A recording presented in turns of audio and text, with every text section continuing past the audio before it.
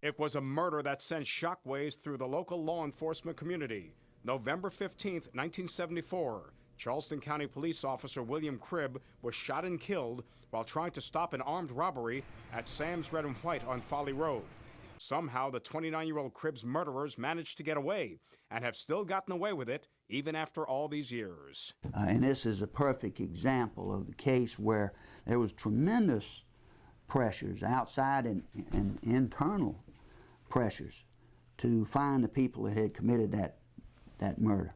Charleston County Sheriff Al Cannon was a North Charleston cop at the time of the murder. Cannon and then County Police Officer Mickey Whatley worked together on the Cribb case. The more time goes by, the more difficult it becomes. That's where Private Detective Howie Comen comes in. Comen recently convinced Sheriff Cannon to reopen the case and bring Live 5 News on board, hoping our stories will jog someone's memory. There are a lot of loose ends that need to be revisited. Starting with revisiting the original crime scene. With a turn of the key, we walked into the now vacant Old Red and White store to do a reenactment of Cribb's murder based on eyewitness accounts.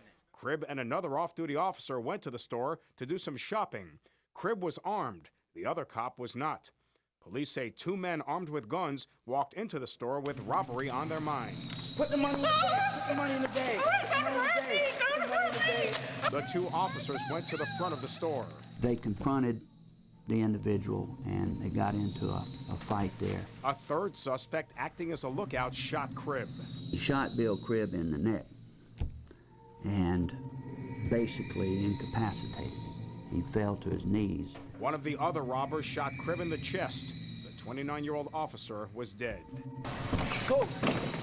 The killers ran out of the store with cash soaked in Cribb's own blood, never to be seen again. Composite drawings of the suspects failed to flush out any leads. This is the original case file from Officer Cribb's murder. Soon, a new generation of investigators will take over the case, delve into these files, and hope to put a lid on it and solve it. With Howie Comen's help.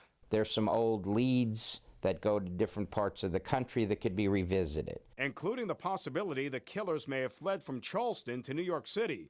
Cannon says in the 1970s, many local criminals had connections in the Big Apple.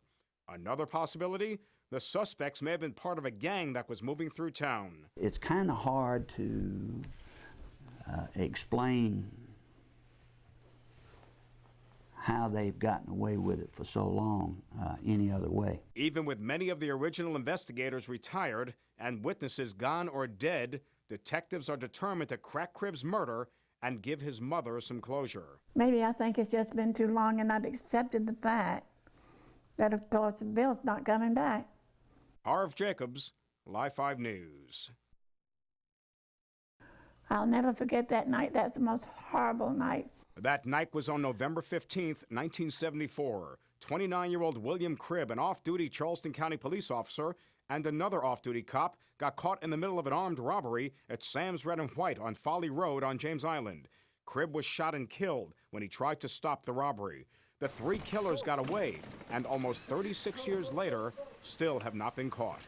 His mother, 86-year-old Winifred Cribb, remembers the murder as if it happened yesterday. My son Jack called me and told me, he said, there's been a policeman killed over the red and white, and they think it might be Bill. I said, oh no. And so he said, yes. Found out it was Bill. And I tell you, I will have never forgotten that night. Most awful night of my life was when that child got killed. I'll always remember him. Mrs. Cribb says she also remembers the last time she saw her son alive. He had just been by my house. Yeah. And we talked, and he said, I'll see you later. I never got to see him later. And she had to muster the strength to tell Cribb's then 3-year-old daughter that her daddy was dead. She was stood right there on the step and cried for Bill. Oh, that broke my heart because I knew it was gone. Mrs. Cribb's been in mourning for 36 years with the added pain that his killers got away with murder. Maybe I think it's just been too long and I've accepted the fact that, of course, Bill's not coming back. Private investigator Howie Comen is convinced Cribb's murder can be solved. He's written letters to clergy in the Charleston area asking their congregations to pray for the Cribb family, the killers, and the killers' families, hoping it will lead to a confession. 36 years, these people have this on their conscience that they shot this man and killed him. If a minister started praying about it and offered salvation, the person might jump at it and might go ahead and confess. Mrs. Cribb would like to look her son's killers in the eyes and ask them, why did you do it? Why did you have to kill my son? Why? They are questions she and investigators hope to get the answers to someday soon.